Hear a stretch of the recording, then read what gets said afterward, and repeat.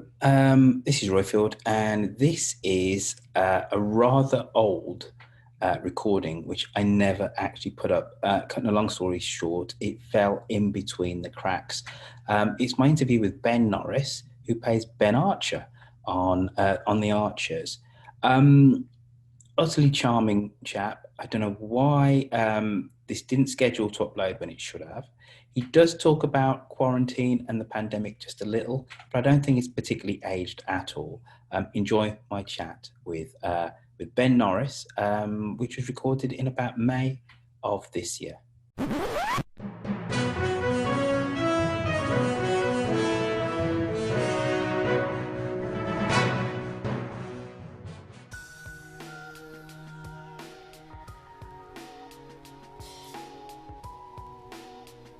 Hello, how are you, sir?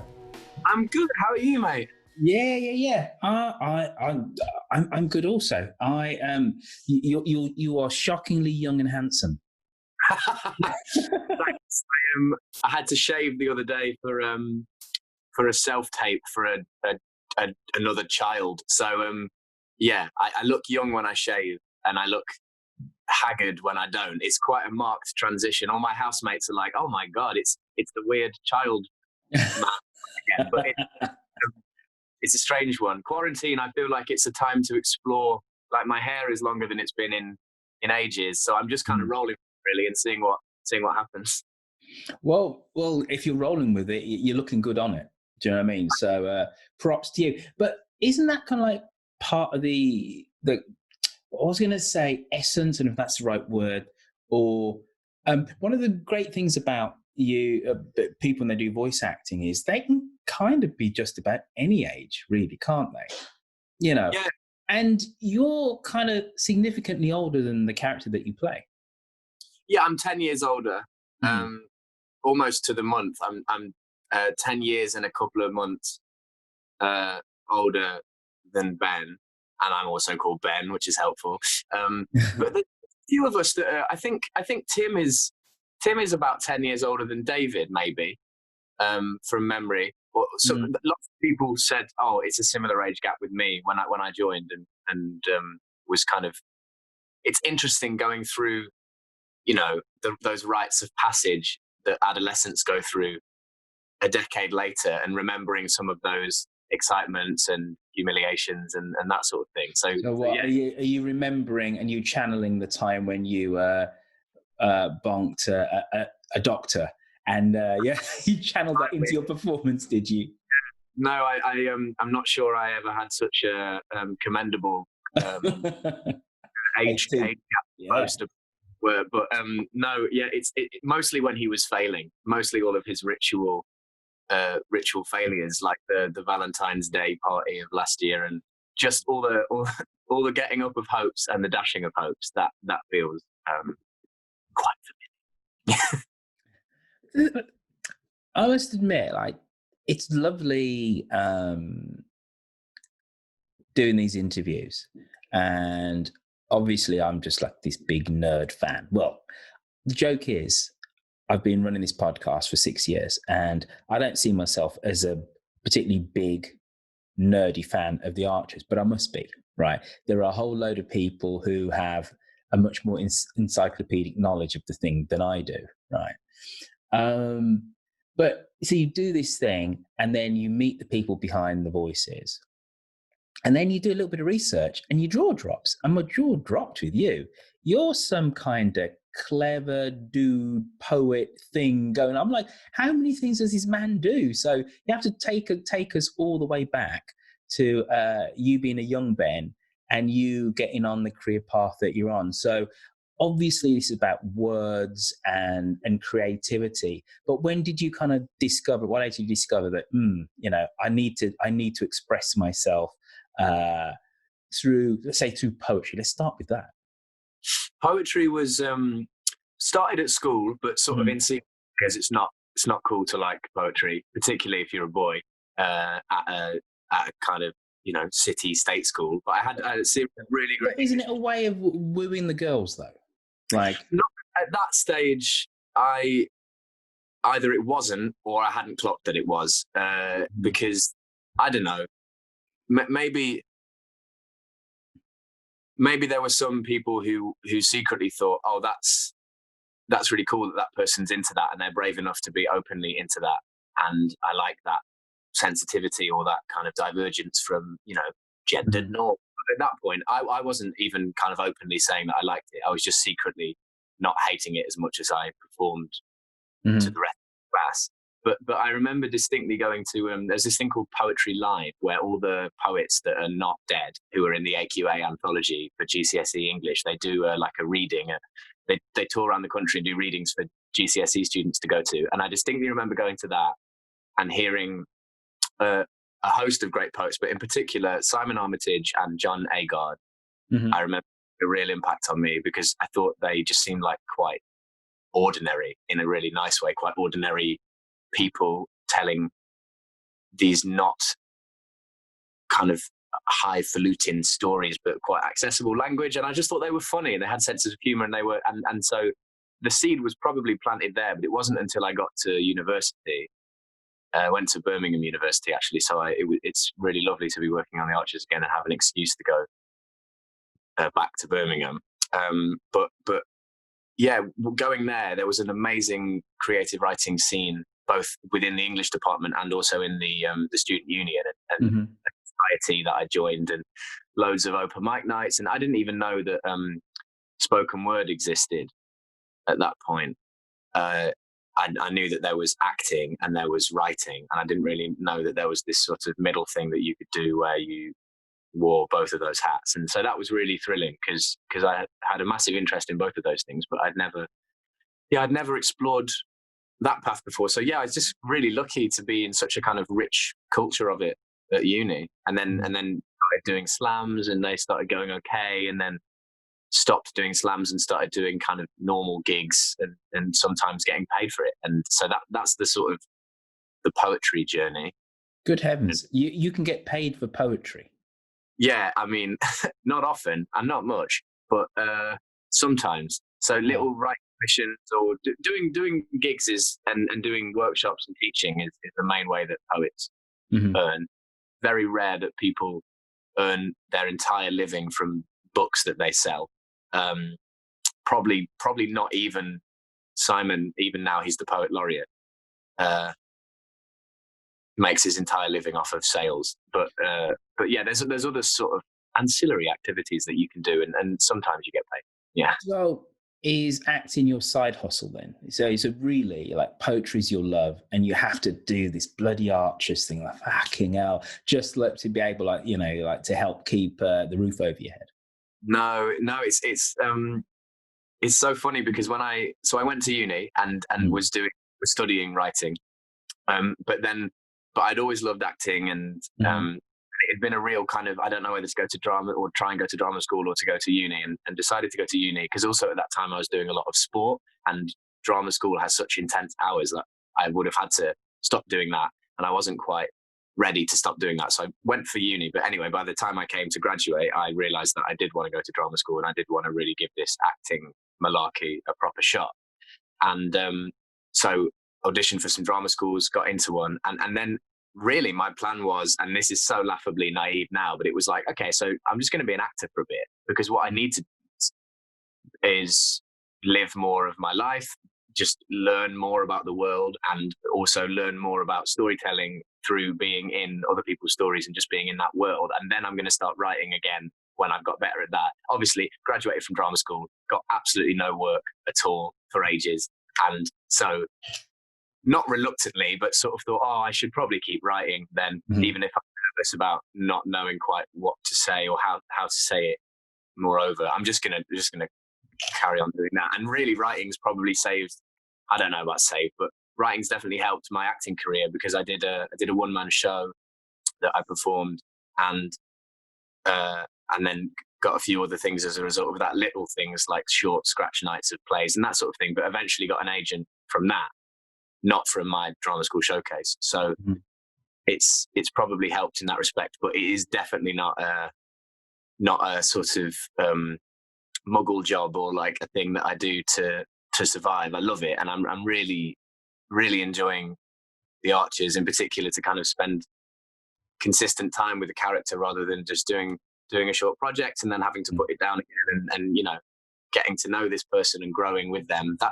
And just being part of a family. This business that we're in is so transient that you very rarely, you come into these little communities and then they dissolve, and it's really rare that you have this kind of sustained relationship with people. So kind of going in to the green room and going into the studio and the offices and seeing the same faces most of the time and being able to sort of catch up with people, it's just it's really lovely, and it's really rare. You jumped way ahead with my questions, which I don't really have written down. But so where actually is home for you? Because we talked about university, but we didn't go right all the way back. And also I was kind of interested that you talked about the fact that you didn't know that like slam poetry was even like a thing and whatever. So tell us about home, Ma and Pa, what they did, etc. So I'm from Nottingham. Mm-hmm. My dad, both my parents. Forest or county? Well, neither, because dad's from Luton, so I'm a Hatter. Oh, okay. By inheritance. But at least it's not, like a glory club. Well, that's it. Yeah. So I'm Birmingham City, so I'm like, props to you. You're a real football fan. Okay. And I mean, yeah, the like most of my sort of teenage years, and when we first went to watch Luton, we were non-league, or we were like league. It's been hard times, but anyway, no. So yeah, mum and dad both worked. My mum still is a part-time library assistant in Nottingham, and my dad is retired now, but he worked for Nottingham Community Housing Association. So he worked in community housing and sort of shared ownership stuff. So from a kind of Thespy family or anything like that? No. My granddad, my mum's dad, who I never met, he died just before I was born, but he was quite musical, and so they were sort of arts sympathetic, but they were not. They weren't in the biz themselves in any way, but they were very supportive of everything I wanted to do. I was really lucky. Feel very, very privileged in that I sort of, I'm into this thing now, and they're like, okay, we'll drive you to your youth theatre, or we'll drive you to your athletics training. But that so they were very open-minded about it. And when I said I wanted to do it professionally or have a go at doing it professionally, they were cautious in the way that sort of any caring people would be, because the rumours are true. It's really hard to make a living, but they didn't discourage me. I've got a lot of friends that were sort of told they had to go to university first, and then they would let them go to drama school, or they just wouldn't let them at all because they needed to have a sort of stable backup plan, or that wasn't something they could pursue ever. And so yeah, I feel really lucky, but no professional artists in the immediate fam. So I'm guessing though that with your solidly nice middle class East Midlands family, that your mum was a bit of an Archers fan growing up, and she had it on in the kitchen. Or did I read that online somewhere where you said exactly that? Yeah, you that both of those things are true. I said exactly that. Yeah, I listened to it peripherally growing up, but like a lot of teenagers, I must admit I had a bit of an allergic reaction to the theme tune at that point, because I didn't think the program had anything to say to me. So it would be, mum's having her Archers moment, so 15 minutes, don't you dare interrupt, don't you dare. And the worst would be if we were in the car and then you've got a captive audience later. I'd sort of secretly quite get into it, because you do, it's so well written and written in such a way that new listeners can quite quickly pick up what's happening. And so I would sort of secretly be kind of into it. But it wasn't until years later with the Helen and Rob storyline and seeing all of the international press coverage that got, I felt kind of this weird pride, like, even though I wasn't involved in the show at all and I wasn't a listener, but this thing that my mum liked, which I knew was really popular but isn't as sort of sexy as like the big telly soaps, it doesn't get quite the same level of media splash normally, was suddenly this huge deal, and everyone was talking about how amazingly they'd handled this incredibly tricky, incredibly important thing. And I was like, oh, go on, the Archers. That's amazing.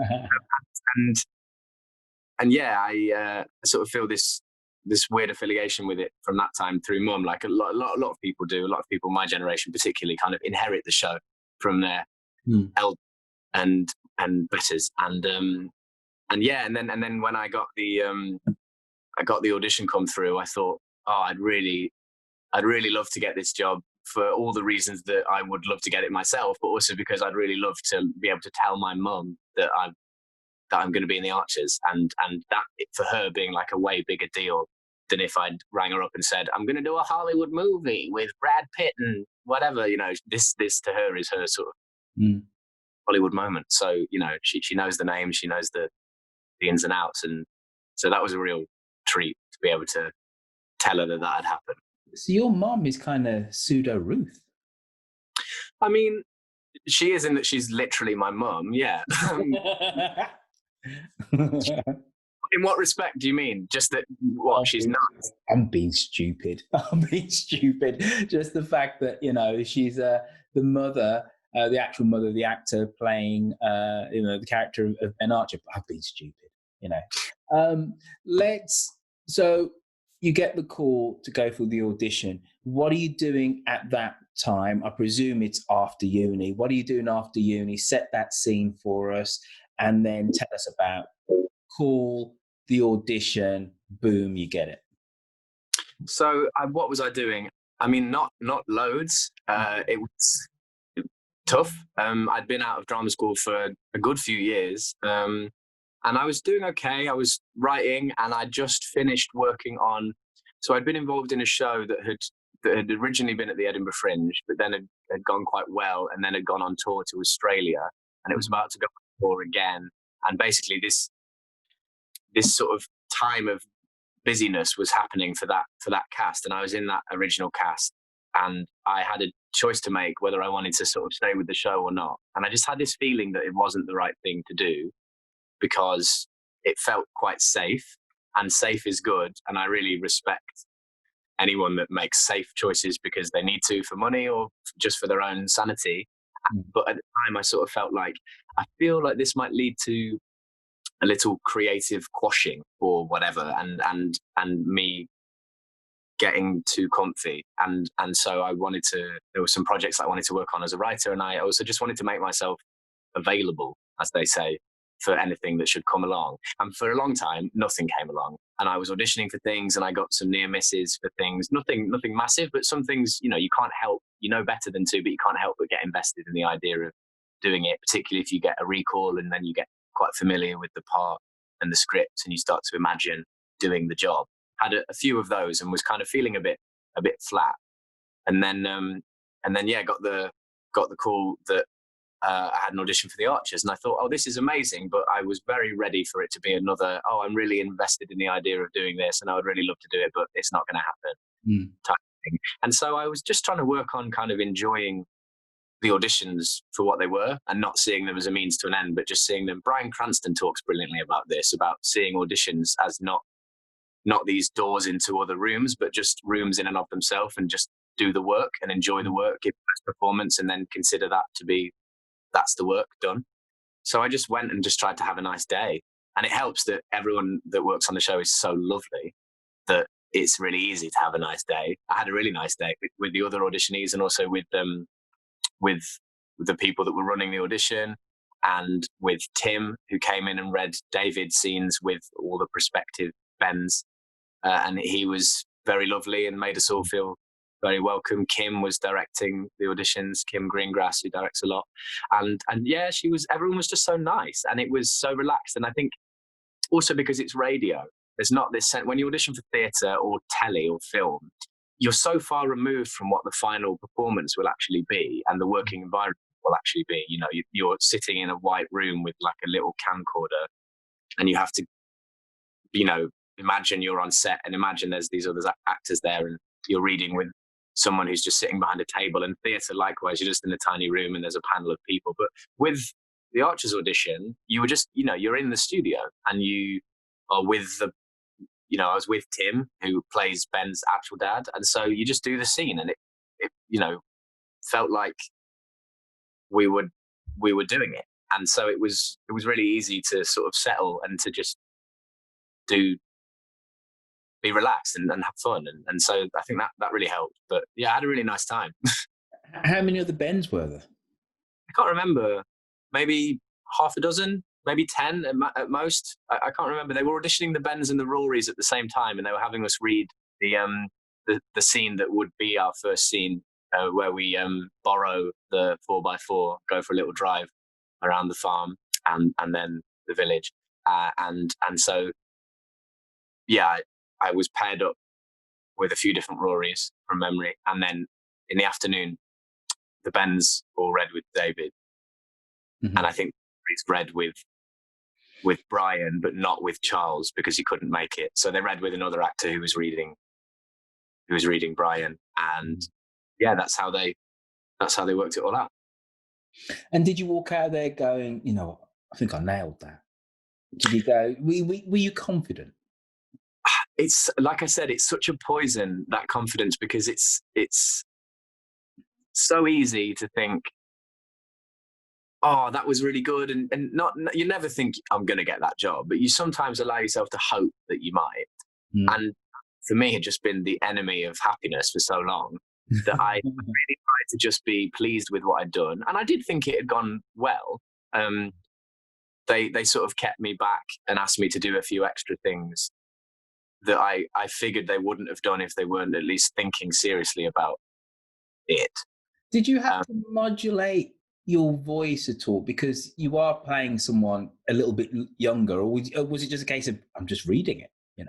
No, I had to, and also I don't have like a really thick northern accent, despite the protestations of some of my southern friends. But Ben's not from Nottingham, and he doesn't say grass and path or love and trust. So I had to sort of lighten my U's and say long A's instead of short A's, and just like pitch up a little bit and be a little bit more like, oh my God, sort of petulant and that kind of, but it's not a million miles from my own voice.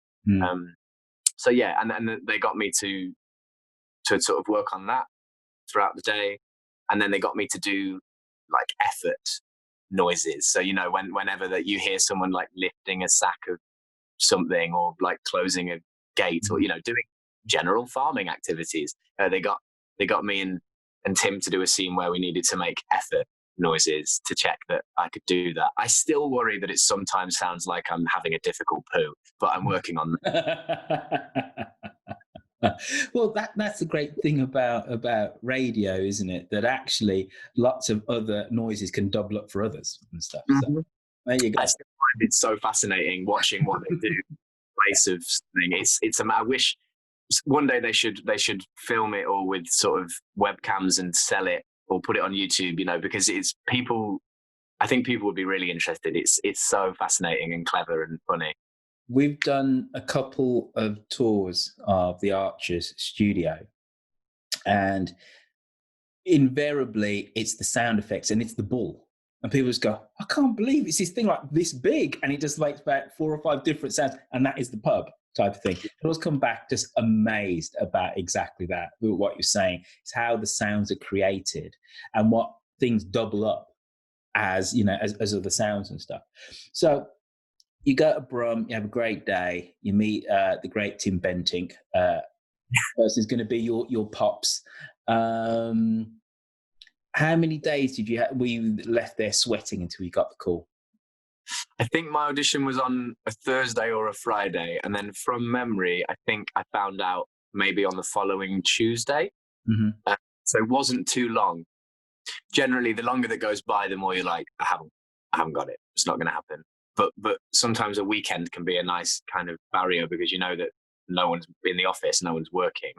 So you can sort of think, oh, they're not working days, so it's still only been a couple of, but as I've said, I really tried to just be like, okay, well done, but also that's gone now, so just move on with your life. And I had a poetry gig in Nottingham, well, in Mansfield, Nottinghamshire, that day, and was on the train up when I got the call from my agent. And so my mum and her partner were coming to this gig, and I found out that I'd got the part, and I had to really, I had to try really hard not to immediately ring my mum because I really wanted to tell her, but I thought it would be better if And I needed to concentrate on that evening as well and do the gig. So I thought, I'm going to do the gig, and then when we're in the car, because I was going to stay at theirs for the night, sort of use it as a chance to catch up with them, and I'm going to tell them when we drive back, and yeah, it was really lovely. It was, I haven't had many moments of being able to say like I got the job. So it was in particular one of those because of what it, because she's a fan, and her partner Brian is a fan too. And so, yeah, that was really nice. So this thing is called My First Day on Set. So we've built up beautifully to that point. We've got you, the poet. We've got you, the Luton Town fan, and the fact that your mom was a big fan of The Archers. So got to set the scene for us. Take a deep breath and give us the dramatic construct, sir, of the first day when you walked into the mailbox. And what was that like? Well, I'm sure you've had people tell you this before, but getting into the mailbox is kind of a mission. Getting into BBC Birmingham is a mission in and of itself, because this rightly is quite high, and you don't have your pass yet or anything like that. So I remember sort of having to actually get through the door as being a bit of a mission. But yeah, it was so the first episode was me and Arthur, who plays Rory, joyriding around Ambridge. And I remember sort of really struggling with it, like, because it's so, they build this little fake car around you, and to acoustically make it car-like, but you're in two like wooden kitchen chairs, and there's no steering wheel. The big thing I struggle with, and I'm sure that everyone says this, is like the scripts can be really loud, and they just sound like paper everywhere. So you've got to learn to like stealthily turn the pages. And I had a few lessons in how to do that from various people. There's different techniques. There's rival methodologies going on.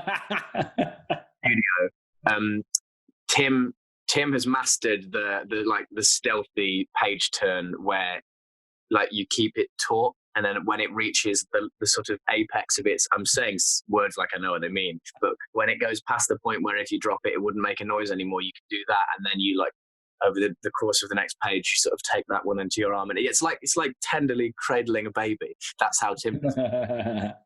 Arthur likes to, if the scene is 2 pages, this is particularly good. If it's any more, it gets tricky, but he'll rip them out and he'll scrunch them up, and it looks like he's just hating the writing and he's going to throw it away, but he'll scrunch them up and then he'll unscrunch them, and what you've got is what he calls a poppadom, and so you can move the poppadom around and it doesn't flap anymore because it's got all these creases in.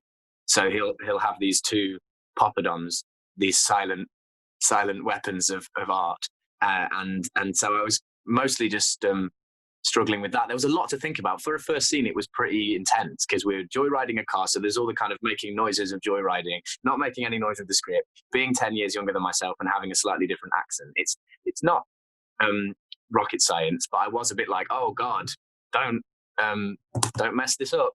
So yeah, it was intense, but it was brilliant, and everyone's so lovely that I felt very welcome, which is, I know, a sort of like soppy thing to say, but that's my overriding memories of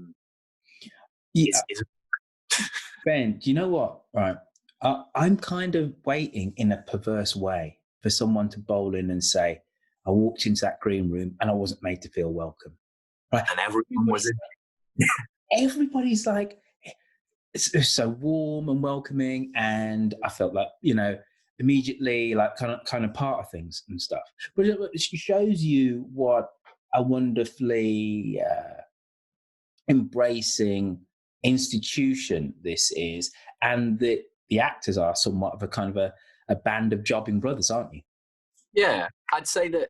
Yeah, that probably, I can imagine that's been the case forever, really. And if you walk into a culture of welcome, then when you've been there a little while and someone else comes in, you extend that welcome to them, and it self-perpetuates. I think it's so nice, and it's very, they've got the operation down. It's very kind of military with its timings. I've not done a great deal of other radio drama, but I've done a little bit, and I did a radio play last year, and I got so used to the way that we rattle through the scenes, and it's like we do the read through, then the scene's going to go in this order, and then it's like, right, you're in, bam. And there is time to be an artist, but there's not time to like mess around. So everyone's amazingly on it, but that doesn't mean that it's stressful. I'm sure that it is for many people, particularly those kind of on the desk and doing the edits and directing. But yeah, it's so nice, I guess, because everyone knows that you do your best work when you feel chilled, and also that we're all kind of, I suppose there's this sense that because it's not a full-time job, and there's a few days a month that we all go up and do studio, and then everybody has other lives, and so everybody's sort of sympathetic to that, and what other work you might be doing or what other things might be going on. And there's just this, it's like a little kind of catch up, but supportive, and people, go and see each other in plays when they're on. And Angus and I went for a run in, he was training for can't remember if it was a half marathon or a full marathon. And I also think that is during this time, so that's not going to happen for him. But I used to do a lot of running and still really love it. So just finding those breaks to kind of, let's, in between this episode and that episode, let's go for an hour-long run around the canals of Birmingham, or let's go to the cinema. And so there's this real sense of kind of, friends, friends. Do you think it helps that you and Angus are pals and in real life? Because, on the show, at least we're led to believe, us the listeners, that you're going to kind of like be pals for life, aren't you? This is your mucker. You and Rory, Ben and Rory, kind of similar age, etc., etc. Oh, Angus, not Arthur. So Angus being who played Josh. Sorry.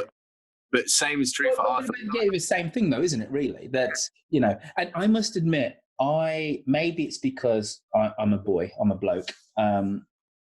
I love the whole scene where you kind of were embarrassed. There you go. Ben Archer was embarrassed, bumping into the doctor. Had this, you've consummated your 18th, so to speak, and you're a conquering hero, and then you were deflated, and it was your older brother that just ripped the hell out of you and embarrassed you. That was, for me, so true to life. You know, that was, and it's, and I think there's some of the chat on Twitter and the various social medias were, Josh was so rude, he was horrible. I'm like, have you not been a teenage boy and had a slightly older mate? This is not standard stuff, So yeah. It was fun to do as well, because those little asides that he had, where he'd have to kind of lean in and whisper, that's quite hard to do on radio and make it sound believable. So we had a lot of fun playing around with that. But yeah, it does help, because I don't know, Josh and Ben have this, I guess, quite typical sibling relationship, really, where they're constantly annoyed with each other, and constantly kind of complaining. But at the same time, there's this, if one of them has to do something for the other, even if they do it begrudgingly, they'll do it, of course, and they love each other, and there's this sort of unspoken bond. And I thought those scenes were really lovely, and that whole kind of little arc, because although it's so much less significant than the sort of meaty storylines that have been going on, it's nice to be that little bit of kind of comic relief, or that little bit of lightness and so-called normality in that. And it was really lovely to do those scenes, and it was, I think, probably the first time I felt really with Pip and with Josh, with Daisy and Angus, like we had the trio down, because we've not worked together as a trio a great deal. That's the weird thing. I've been doing the show now for 18 months, but I still feel brand new, and I still feel like I'm still getting a handle on Ben and on those relationships. And yeah, I didn't even meet Angus for months and months, and he's my brother. I didn't meet Flick, my mum, Ruth, for months and months either. And so yeah, it's kind of odd. Time moves. She's not a good mum. Not very hands-on. Oh, right, I see. Very good mum. Yeah, emotionally neglectful in that respect. But yeah, she leaves everything to Jill. that's the reason why you hadn't seen her. Jill, I love Ben and Jill's relationship. It's so cute. It's so much fun. And Paddy's amazing. I love those scenes with her. She's so sharp and funny and just charming. And yeah, I could listen to Paddy and watch Paddy do stuff for hours and hours. She's so brilliant. It must be. You can really see. I would have thought, the whole kind of like passing of the generational torch, so to speak. She's been in it since the 50s, hasn't she? Late 50s. Well, no, mid 50s, mid to late 50s. And, she's still a vital part of storylines. And I remember talking on the show a couple of weeks ago. I'm a sentimental old git, right? And, being of West Indian parentage, generations are really important. You show respect to your elders, and at time you've got to spend time to sit with your elders, and they're going to tell you stories and whatever about the family and what they did. And you go, And I love all of that. So when you guys were doing that, right, I was like, this is me, my grandmother. My grandmother that grew up in Jamaica, who's like telling me stuff. And I loved, and I really do think that the relationship which Ben has with his grandmother is wonderful for that. It reminds me of my culture, my history, but also the Archers is all about custodianship and heritage and inheritance and heritage. That's what it's all about, And when I first started listening to it, Phil was running the farm, but his father had only died relatively recently, even though he'd been running the farm for quite some time, So I love that. And I'm incredibly, I think it's really deft writing and deft acting when you're there with Paddy, with Jill Archer. And I'm incredibly kind of touched, because that's, for me, is the whole essence of the whole thing. It's called The Archers. And here is another generation of archers, who are going to become central to the storyline. And it's a lovely way of easing you in. Yeah, I love those scenes, and I love the audience response to them. It's so nice to hear you say that it reminded you of you and your gran, and that it sort of crosses these, cultural and generational boundaries, because yeah, I feel very kind of familial about that, and it reminded me of conversations I've had with my grandparents, and my mum texted me actually after the episode that I'm sure we're both sorry. What was that? Big siren. Did you not hear that? Did I just stop for no reason? Yeah. If you're wondering why I just stopped for no reason, there was a massive siren, and I thought, well, going to be able to hear what I'm saying. Yeah, my mum texted me after the episode that I think we're both talking about, where Jill and I were in the orchard, and she was sort of telling me, about when she first came to Brookfield and all that, heritage chat, as you said. And my mum texted me saying, "Oh, that really reminded me of conversations I've had in the family, and it was just like listening to you talking to Gran, and I thought it was really sweet, although I thought it was probably an insult on my acting as well. I was like, you shouldn't be hearing me, you should be hearing the character." But they're quite similar. So yeah, it was it's so lovely to do that. And I think actually, it's easy to sometimes crave like meatier storylines, or to feel like, from Ben's point of view, that he doesn't like being characterized as like too sweet, because he wants like girls to fancy him, and he wants to seem like a cool guy. But actually, for me, they're so meaningful, those scenes, and like you say, they really get to the heart of what not just the show is about, but what life is about. And it's lovely to get to do them. It's really lovely. Well, we should kind of wind this up, because that's like literally like a perfect end. Like, you're self-directing yourself there, sir. It's so you walked into this thing. You've been there for 18 months, and you're going to be there forever now, aren't you? Well,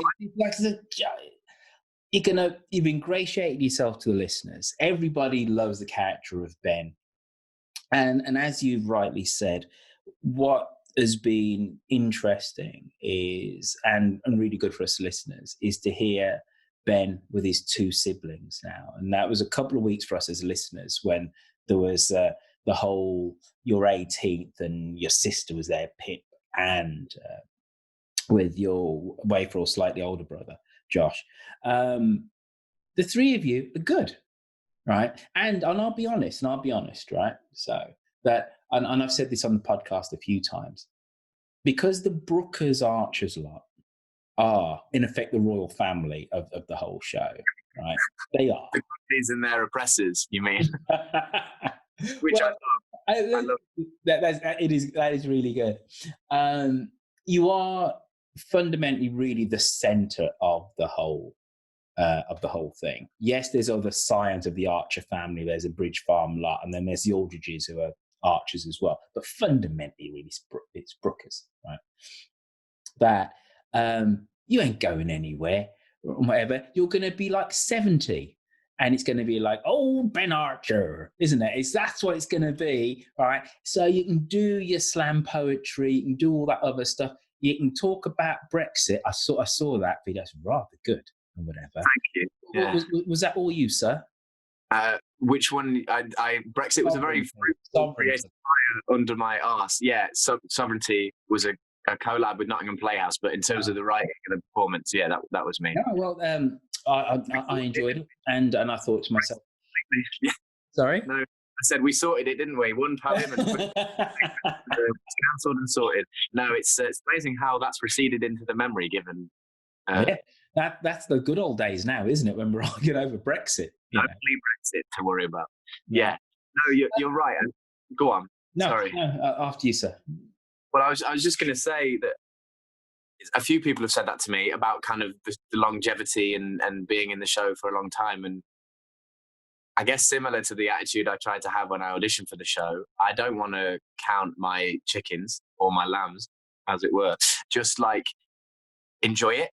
Enjoy being in it, and it would be amazing if you know, I guess unless they kill me or I quit or get fired, I will carry on being in it. But you never know how central or not central you're going to be, and just to be grateful for that and to be sort of part of it. But yeah, it's strange to think that I might grow with this character through both of our lives, and it's strange as it is to think of being 80 or 90 or like to be June and still be in the show. Like that's an incredible prospect, and it would be an honor. So we'll see what happens. But either way, I'm just trying to kind of enjoy it in the present and do a good job. Ben Norris, thank you for coming on to My First Day on Set. Thanks, Roifield. Thanks for having me.